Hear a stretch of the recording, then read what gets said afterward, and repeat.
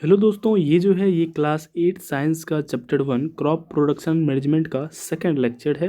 पिछले लेक्चर में हम लोगों ने ग्रीन रिवॉल्यूशन जो 1960 में आई थी, यहाँ तक हम लोगों ने देख लिया था और crop and types of crops को भी हमने देख लिए थे अलग अलग बेसिस पे।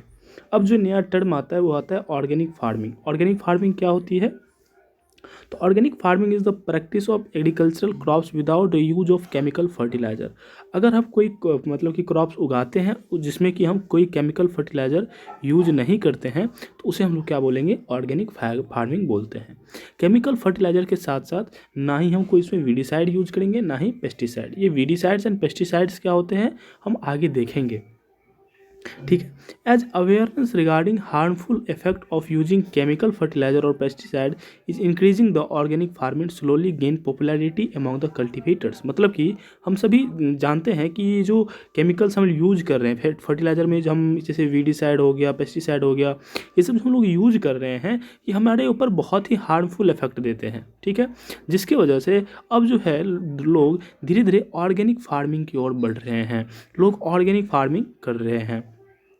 Farmers are not using the organic manure. अब जो फार्मर्स है वो क्या यूज कर रहे हैं? मैन्योर यूज कर रहे हैं। मैन्योर जो होती है फर्टिलाइज़र से बहुत ही ज़्यादा अच्छा होता है, लेकिन ज़्यादा जो यील्ड होती है, क्रॉप्स ज़्यादा जो आते हैं वो फर्टिलाइज़र से आते हैं। जब हम मैन्योर और फर्टिलाइज़र के बारे में पढ़ाएंगे तब ज़्यादा उसमें अलग अलग डिफरेंसेस देखेंगे। इसमें इसका क्या बेनिफिट होता है, उसका क्या बेनिफिट हो, दोनों को हम लोग वहाँ पे देखेंगे। Made from animal and plant waste. हम लोगों ने मैन्योर के बारे में जानते हैं कि मैन्योर कैसे बनती है, एनिमल और प्लांट वेस्ट जानते हैं, हम लोग पढ़े भी थे, वर्मी कंपोस्ट प्रोडक्शन पढ़े हुए हैं, तो वो सब क्या है? मैन्योर है। To provide supplements to the soil, ये क्या करती है? सॉइल में न्यूट्रिएंट्स सप्लाई करती है। Practice like crops rotation, mixed cropping, inter cropping, hand weeding etcetera are also use. मतलब कि ऑर्गेनिक फार्मिंग में फर्स्ट ऑफ ऑल तो केमिकल्स वाले जितने भी चीज़ होते हैं, चाहे फर्टिलाइजर हो, वीडिसाइड्स हो, पेस्टिसाइड्स हो, ये हम यूज नहीं करते हैं। साथ ही साथ ऑर्गेनिक मैन्योर का हम यूज करते हैं जो कि प्लांट वेस्ट से बनती है। साथ ही साथ प्लांट में जो है क्या कहते हैं, न्यूट्रिएंट्स को रिप्लेनिश करने के लिए हम लोग crop rotation, mixed cropping and inter cropping methods use करते हैं, जिससे हमारा प्लांट सॉइल में क्या होती है कि न्यूट्रिएंट्स पूरा रिप्लेस हो जाती है। इस जो कि एक ट्रेडिशनल मेथड है, इससे कोई भी सॉइल पे क्या होती है, इफेक्ट नहीं पड़ती है, कोई दिक्कत। इसके साथ दूसरा जो फार्मिंग आती है उसे बोलते हैं इनऑर्गेनिक फार्मिंग, जो कि यहाँ पे नहीं दिया है। हम लोग जो अभी खेती कर रहे हैं वो क्या होती है? इनऑर्गेनिक फार्मिंग होती है। मैं यहाँ पे लिख देता हूँ इनऑर्गेनिक फार्मिंग, है ना। ये और जो होती है इनऑर्गेनिक फार्मिंग, जिसमें हम लोग इसमें क्या करते हैं, हम लोग इसमें क्या करेंगे? केमिकल फर्टिलाइजर यूज़ करते हैं। इसमें क्या करते हैं? केमिकल फर्टिलाइजर, पेस्टिसाइड, पेरीसाइड्स, इसे हम लोग क्या करते हैं? इसमें यूज करते हैं। जब हम यहाँ पे मैन्योर और फर्टिलाइजर पे जाएंगे तब आपको मैन्योर और फर्टिलाइजर में क्या डिफरेंस होती है वहाँ पे डिटेल में बता देंगे आपको, ठीक है। अब लोग नया पॉइंट पे आते हैं, जिसे हम लोग ये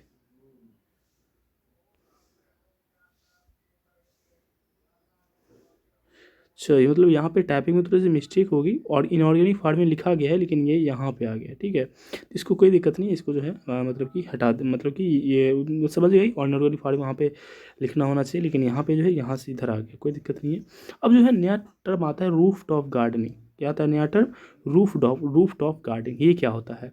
roof top gardening is also emerge as a new trend of urban household who do not have much space for outdoor gardening. जिसके पास क्या होता है, बाहर में कोई ज़मीन नहीं होती है, तो वहाँ पे ये मेथड की यूज़ की जाती है। ये जनरली आपको अर्बन मतलब यूरोप तर साइड में, जब विदेशों में ऐसा मेथड अप्लाई किए जाते हैं। ये मेथड क्यों कब अप्लाई किया जाता है? जब उसके पास बाहर में कोई ज़मीन नहीं होती है। Roof tops can be use for growing plants of various types as ornamental plants, vegetable, fruit et cetera, but certain precautionary measure are required. मतलब कि जब हम रूट गार्डनिंग करते हैं, क्या करते हैं? रूट गार्डनिंग, तो उसमें कुछ आपको प्रिकॉशंस भी ध्यान रखने पड़ेंगे। उसमें से बहुत सारे प्रॉब्लम क्रिएट्स होते हैं, लेकिन उससे बहुत सारे फ़ायदे भी होते हैं, क्या फ़ायदे होते हैं वो यहाँ पे नीचे देखने वाले हैं। साथ ही साथ नाम से ही पता चल रहा है रूफ टॉप गार्डनिंग क्या होता है। जब हम छत पे कोई भी क्या कहते हैं क्रॉप्स उगाते हैं, जब हम छत पे क्रॉप उगाते हैं उसे बोलते हैं रूफ टॉप गार्डनिंग। और रूफ टॉप गार्डनिंग बहुत मतलब कि अच्छा भी होता है, जिसमें क्या होता है हमको एयर क्वालिटी इंप्रूव हो जाती है उससे। It can be use for source of recreation का एक सोर्स बन जाता है। या it provides habitats of butterfly and birds, ये बर्ड्स एंड बटरफ्लाई के लिए क्या करता है, मतलब कि हैबिटेट भी प्रोवाइड करता है। बिकॉज ऑफ अर्बन, अगर जो टाउनशिप है, टाउनशिप में क्या होती है वहाँ पे मतलब कि कोई फील्ड बरसम नहीं होते, वहाँ पे ज़्यादातर आपको फॉरेस्ट बरसम नहीं देखने को मिलेंगे। तो वहाँ पे जो है बर्ड्स बटरफ्लाई ये सब जो जितने भी एरियल एनिमल है उन सबको बहुत प्रॉब्लम होती है। तो इसमें क्या होता है, इससे ये चीज़ हेल्पफुल होती है। साथ ही साथ इससे आपको क्या कहते हैं जो फ्रेश वेजिटेबल्स मिल सकते हैं, मिलेंगे। और मतलब जिस तरह से हम ग्रो कराते हैं फील्ड में, उस तरह से हम लोग यहाँ पे छत पे ग्रो कराते हैं। दैट्स इट, और इसमें कोई ज़्यादा हाथी घोड़ा नहीं है। ठीक है, अब जो नया टर्म हम लोग पढ़ेंगे उसे बोलते हैं basic practices of crop production. अब हम लोग नया टॉपिक को देखने वाले हैं, जिसमें basic practice of crop production को देखने वाले हैं।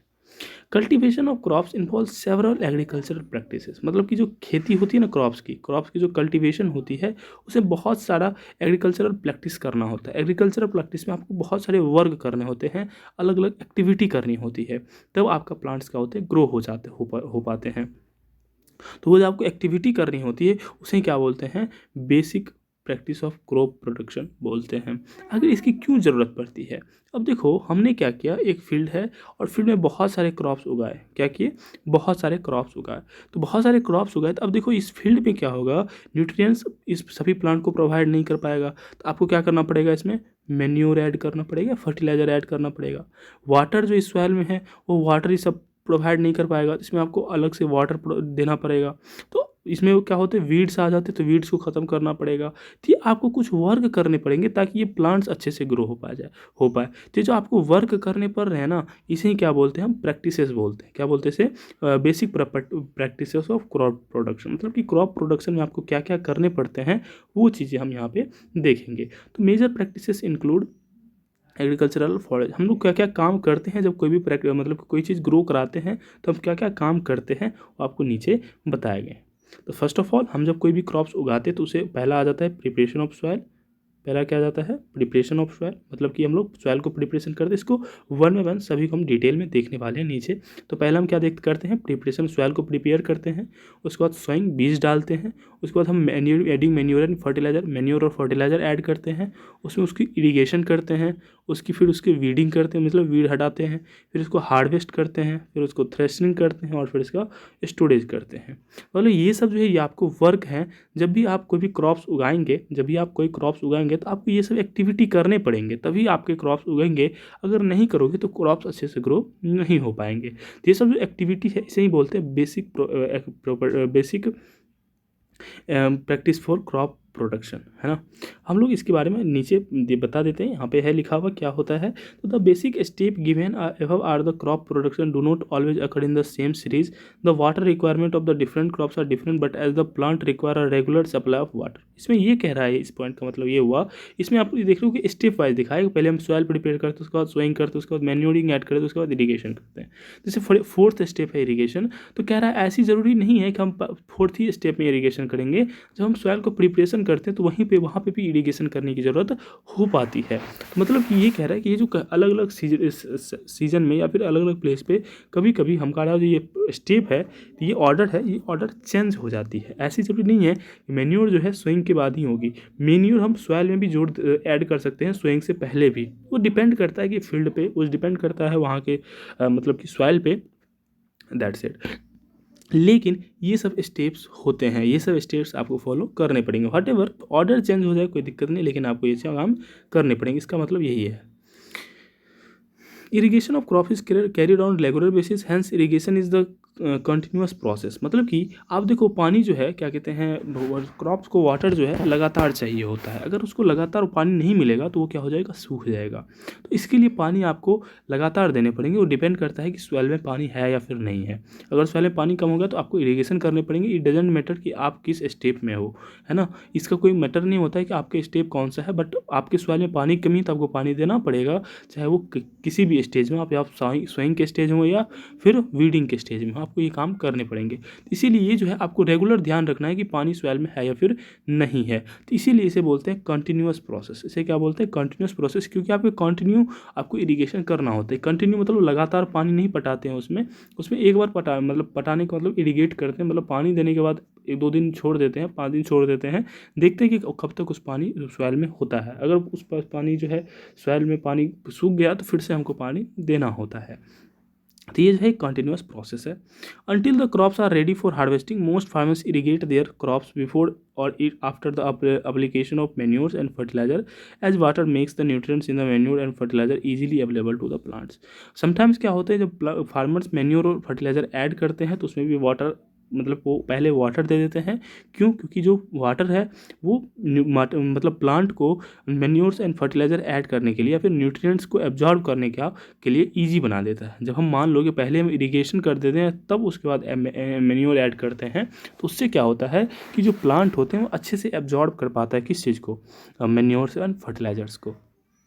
तो ये इसके बारे में कुछ एक्स्ट्रा पॉइंट्स थे और हम लोगों ने देखा कि बेसिक प्रैक्टिसेस क्या होते हैं और ये सब क्या होते हैं। अब हम देखने वाले हैं कंपोनेंट्स ऑफ सॉइल। पहले हम देखने वाले हैं कंपोनेंट ऑफ सॉइल, मतलब कि सॉइल में क्या क्या होते हैं, and preparation of soil for cultivation, और कल्टीवेशन के लिए सॉइल को कैसे प्रिपेयर किया जाता है। मतलब कि यहाँ पे हमने जो भी स्टेप पढ़ा था, तो पहले स्टेप पढ़ा था प्रिपरेशन ऑफ सॉइल, तो मतलब अब हम लोग सॉइल के प्रिपरेशन को जानेंगे। अब किसको जानेंगे? प्रिपरेशन ऑफ सॉइल, मतलब फर्स्ट स्टेप को पढ़ेंगे। उससे पहले हम कंपोनेंट्स ऑफ सॉइल को जानेंगे कि सॉइल में क्या क्या होता है। एक मिनट, थोड़ा सा ये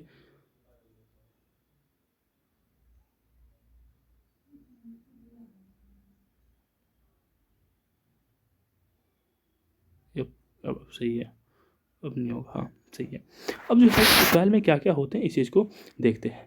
सॉइल में क्या होता है? Soil is made up of very small particles different sizes. ये तो है, ये आप क्लास 7 साइंस में पढ़ चुके होंगे, है ना। तो soil is made up of small particles different size. Soil जो है तो अलग अलग छोटे छोटे पार्टिकल्स जो कि अलग अलग साइज के होते हैं उससे मिले होते हैं। Dead plants and animal parts are decompose by soil organism. जो डेड एंड एनिमल पार्ट्स है वो सॉइल ऑर्गेनिज्म के द्वारा क्या होते हैं? डिकम्पोज करके सॉइल में मिला होता है, जिसे हम बोलते हैं ह्यूमस। क्या बोलते हैं? ह्यूमस, है ना। मतलब पेन वर्ड अच्छे से नहीं कर रही थी, I don't know why.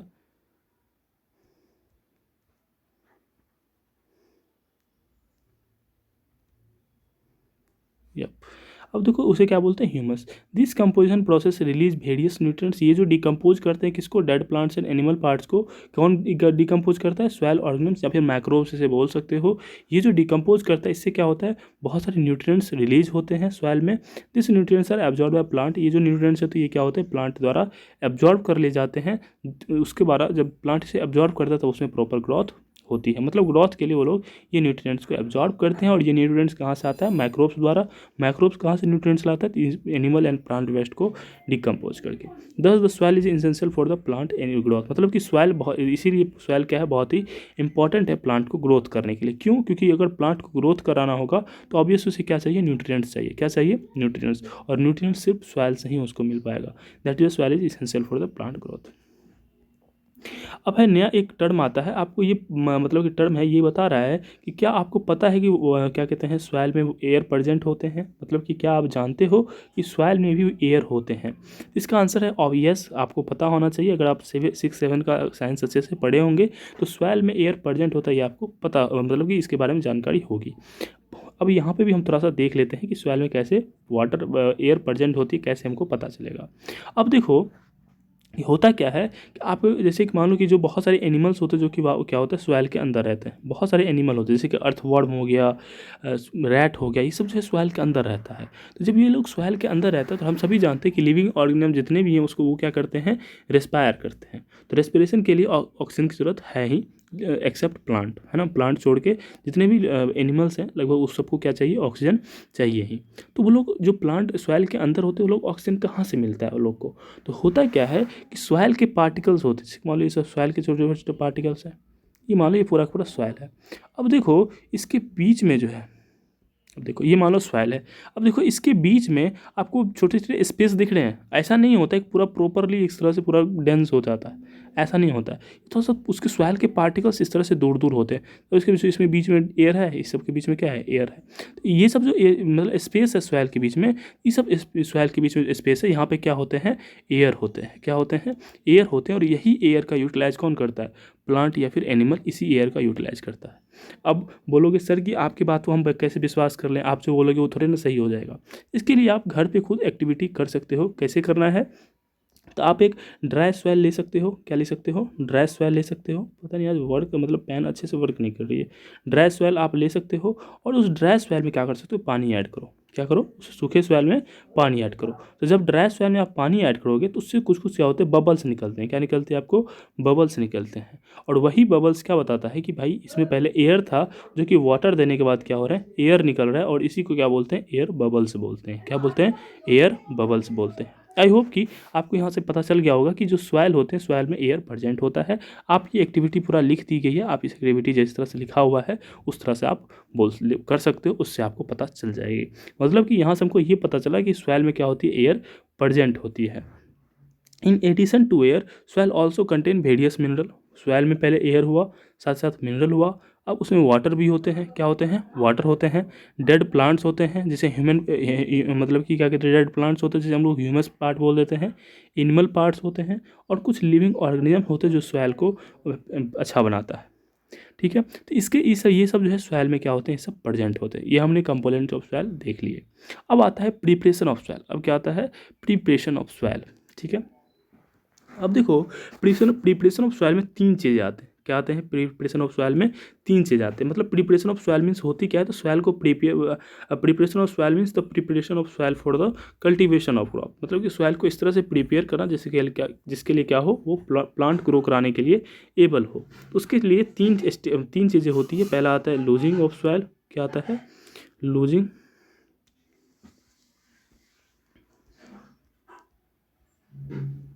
Losing of soil. दूसरा आता है, उसके बाद आता है लेवलिंग। और तीसरा आता है मैन्योरिंग। तीसरा क्या होता है, मैन्योर। मतलब ये तीन चीज़ें जब हम लोग सॉइल में करते हैं तो इसे क्या बोलते हैं, हम लोग बोलते हैं प्रिपरेशन ऑफ सॉइल। और ये तीनों जो चीज़ें जो होती है वो आपको सोइंग मतलब सीड बोने से पहले ही आपको ये तीनों चीज़ें करनी होती हैं। अब ये लूजिंग ऑफ सॉइल क्या होता है, पहले हम इसका 1 बाय 1 करते हैं। मतलब कि क्या कहते हैं, हमने जो पढ़ा, क्या पढ़ा, प्रिपरेशन ऑफ सॉइल। उस प्रिपरेशन ऑफ सॉइल में ये तीन चीज़ें एक्टिविटी होती है। मतलब क्रॉप उगाने के लिए बहुत सारे एक्टिविटी होते हैं। तो उसमें से हमने देखा कि पहला क्या होता है, प्रिपरेशन ऑफ सॉइल। उस प्रिपरेशन सॉइल में ये तीनों चीज़ें होती है। इसमें से पहले हम देखेंगे लूजिंग को। ये लूजिंग सॉइल क्या होती है, तो लूजिंग सॉइल मतलब कि सॉइल को लूज करना। क्या करना है, सॉइल को लूज करना। और इसे लूज करने के लिए हम लोग प्लाव का यूज करते हैं। क्या करते हैं, प्लाव का। और प्लाव का यूज करने की मेथड को हम लोग क्या बोलते हैं, प्लोइंग बोलते हैं। क्या बोलते हैं, प्लोइंग। मतलब कि इससे क्या होता है, प्लोइंग से क्या होता है, सॉइल लूज हो जाता है। मतलब पहला स्टेप क्या है हमारा प्रिपरेशन ऑफ सॉइल का, losing means you can say plugging.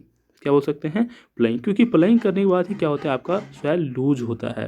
तो हम यहाँ से बोल सकते हैं कि losing is also means the plugging. The preparation of soil is the first step of growing crops. This includes method of like plugging. जो प्रिपरेशन ऑफ सॉइल है ये क्या आता है, ग्रोइंग क्रॉप्स का फर्स्ट स्टेप होता है। जैसे कि हमने बहुत सारे उसमें स्टेप पढ़े थे, preparation of soil, sowing, adding manure and fertiliser, irrigation, ये सब अलग अलग स्टेप थे। उनसे पहला स्टेप क्या है, प्रिपरेशन ऑफ सॉइल।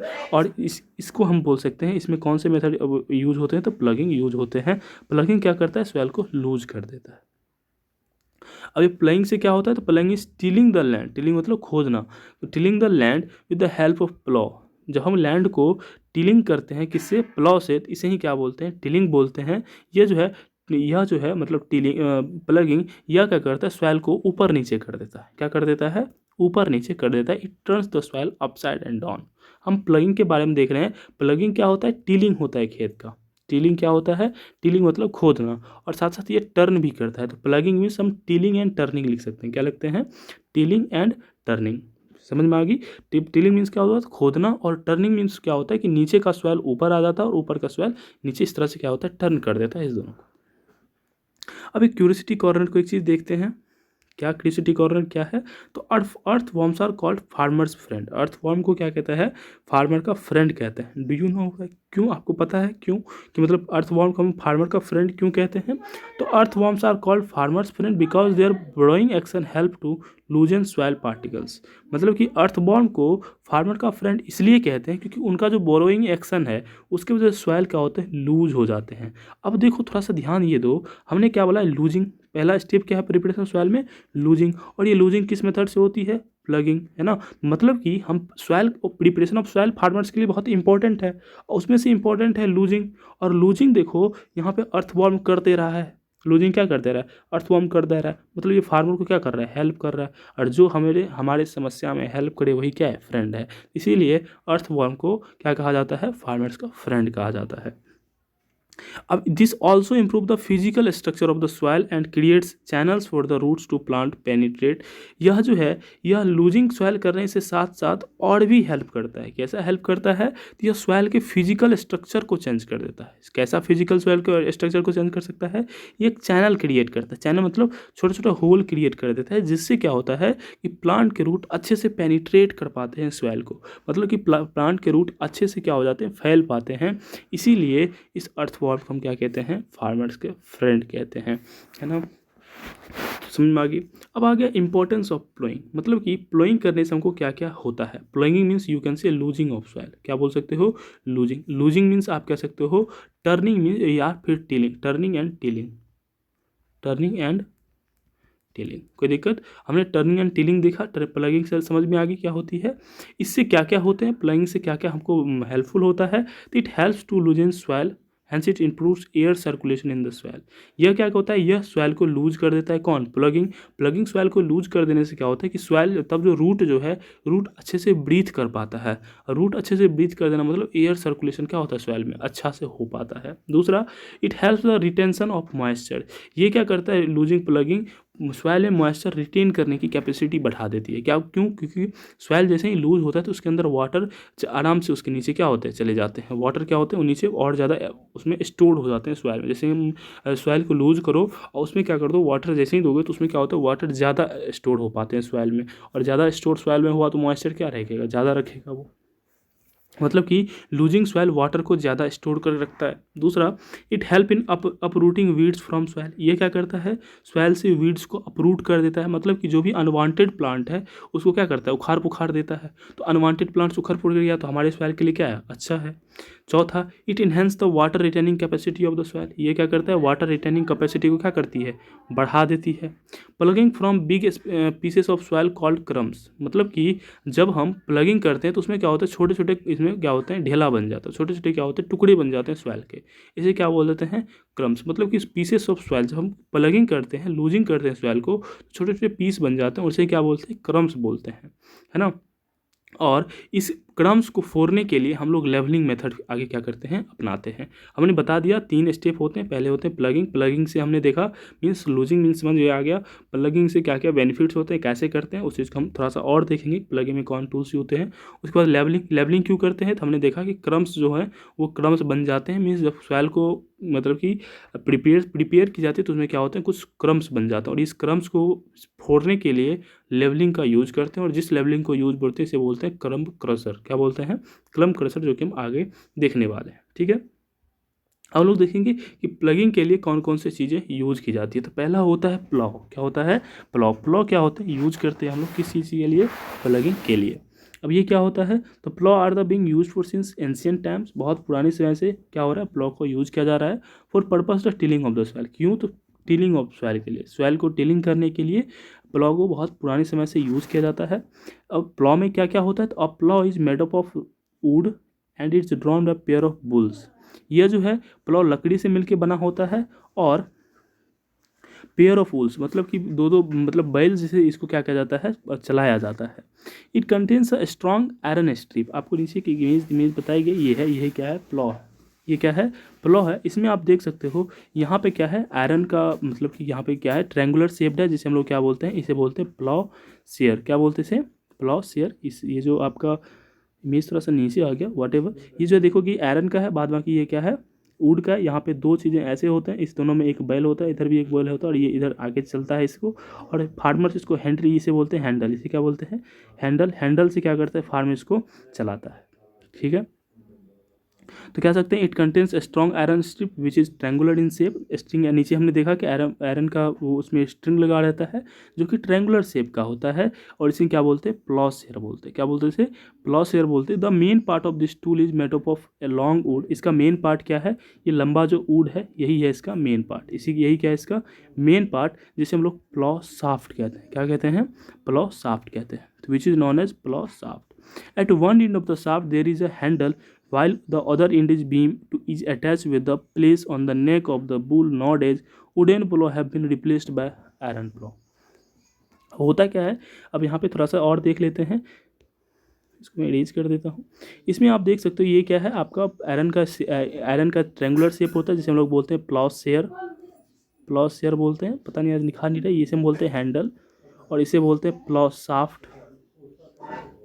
और ये जो है यहाँ पे होते हैं दो बीम, इस तरह से दो क्या होते हैं, बीम होते हैं, जो कि क्या कहते हैं, बुल के कंधे पे होती हैं, और इस तरह से बुल इसको आगे ले जाता है, और हैंडल से फार्मर्स क्या करते हैं, इसको डायरेक्शन प्रोवाइड करते हैं, जिधर डायरेक्शन देंगे उधर से क्या होता है, यह टिलिंग करना स्टार्ट कर देता है। लेकिन आजकल के ज़माने में अब ये जो है ये रिप्लेस हो चुका है आयरन, IRON, आयरन प्लॉ से। ये जो है पहले वुडन प्लॉ हुआ करता था, अब आप आजकल आयरन प्लॉ में क्या हो गई चुकी है, ये चेंज कर चुकी है। दूसरा जो क्या कहते हैं प्लॉ करने का मेथड है उसे बोलते हैं आयरन, ये मतलब कि ये जो है आयरन प्लॉ, मतलब कि प्लगिंग जो है पहले के ज़माने में वुड वाले से होता था, लेकिन अब जो है आयरन प्लॉ से होने लग गया, और आयरन प्लॉ कुछ इस प्रकार का होता है। ठीक है, अब हम लोग दूसरा जो टूल्स हैं, हमने पहला टूल्स देखा कौन चीज़, हो को, और ये जो है दूसरा टूल्स है, ये क्या है, दूसरा टूल्स है, ये क्या है, दूसरा टूल्स है, कौन सा, इसका नाम क्या है, हो। क्या नाम है, हो मीन्स क्या होता है, कुदाल, है ना। ये जो है ये आजकल मतलब कि ये भी एक दूसरा मेथड जिसके द्वारा आप प्लगिंग कर सकते हो। ये क्या होता है, हॉ इज अ टूल, यह एक टूल है which is use to remove weeds. ये क्या किस चीज़ में हेल्प होता है, वीड्स को रिमूव करने में हेल्प करता है, एंड लूजन स्वेल, और स्वेल को लूज करने में हेल्प करता है। It is made up of a long rod of wood और आयरन। ये जो है एक लंबा रड से मिलकर बना होता है, ये या तो आयरन का हो सकता है या फिर वुड का हो सकता है। It has a bend plate of iron fixed at one and. एक एंड पे क्या होता है, एक एंड पे ये आयरन का क्या होता है, मुरा हुआ, क्या कहते हैं, आयरन का बेंड प्लेट लगा रहता है जो कि मुरा हुआ होता है, इसे आयरन बेंड प्लेट बोलते हैं, और ये पूरा पूरा क्या है, बीम होता है।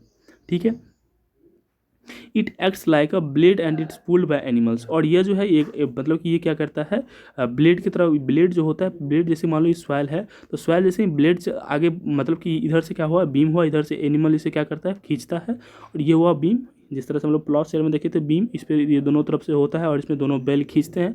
जब बैल खींचता है तो इससे क्या होता है, ये टीलिंग होता है। क्या होता है, टीलिंग होता है, और ये है ग्रिप बनाने वाले, फार्मर इसको पकड़ते हैं, जिसे हम हैंडल ही बोल सकते हैं। और ये क्या हुआ, रॉड हुआ, ये पूरा पूरा क्या हो, रॉड, जो कि हल्के का नाम लिखा हुआ है। और इस तरह से इसे क्या बोलते हैं, हॉ बोलते हैं, और ये भी टूल्स हैं, ये भी क्या होते हैं, आपको प्लगिंग में यूज किए जाते हैं। थर्ड आ जाता है कल्टीवेटर। तब क्या आता है, cultivator. Cultivated is also doing using a tractor driven cultivator. Cultivator जो जनरली ट्रैक्टर से किया जाता है, जो कि आपका समय और लेबर सेव कर देता है, मतलब बहुत बचाता है। मतलब इसमें जो है एनिमल्स यूज हो रहे थे, साथ साथ एक फार्मर यूज हो रहा था, और साथ बहुत टाइम लग जाता है इसके। ये क्या होता है, इससे बहुत ज़्यादा टाइम लगता है, बहुत बड़ा लैंड है, उसको ये करने में बहुत समय ले लेता है। लेकिन आजकल मॉडर्न ज़माने में क्या आ गया, ट्रैक्टर आ गया। ये क्या करता है, इसमें ना ही आपको कोई बैल की ज़रूरत है, ना ही फार्मर की ज़रूरत है, बस ट्रैक्टर से क्या करता है, पूरा को मतलब कि प्लगिंग करके आराम से चला जाता है। इसे ही बोलते हैं, इसी टूल को बोलते हैं कल्टीवेटर। ये जो पीछे लगा हुआ है इसे ही क्या बोलते हैं, कल्टीवेटर। ये ट्रैक्टर के द्वारा चलाए जाते हैं, और आसानी से बहुत कम समय में, इसमें ना ही ज़्यादा लेबर लगते हैं, और कम कम समय में क्या हो जाती है, ये काम हो जाती है। हमने प्लगिंग के बारे में देख लिया, प्लगिंग क्या होता है, उसमें कौन कौन से टूल्स होते हैं, उसके क्या क्या बेनिफिट्स हैं। अब हम दूसरी चीज़ को देखते हैं, लेवलिंग को। अब क्या देखते हैं, लेवलिंग को।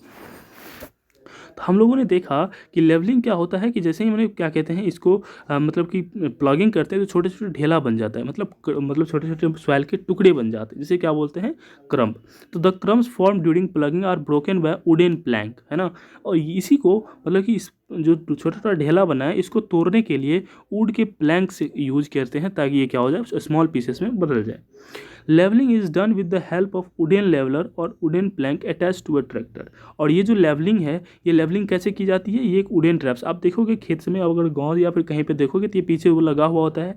ये क्या करता है, क्रैम्स को बड़े से को फोड़ देता है, क्रैम्प फोड़ देता है, इसीलिए इसका नाम क्रम्ब क्रशर भी नाम दिया जाता है। इसका नाम क्या है, क्रम्ब क्रशर, आप बोल सकते हो इसका नाम क्रम्ब क्रशर है। इससे क्या होता है, ये क्रम्स पहले फूट गए। दूसरी बात, ये एक तरह से लेवल कर देता है, क्या कर देता है, लेवल कर देता है, एक मतलब एक शेप में एक लालसा, नहीं तो ढेला कुछ कहीं ऊपर कहीं नीचे कहीं ऊपर खाबर रहता है, तो उसको एक पर एक वे में ऑर्डर में ला देता है, तो इसीलिए लेवलिंग बोलते हैं।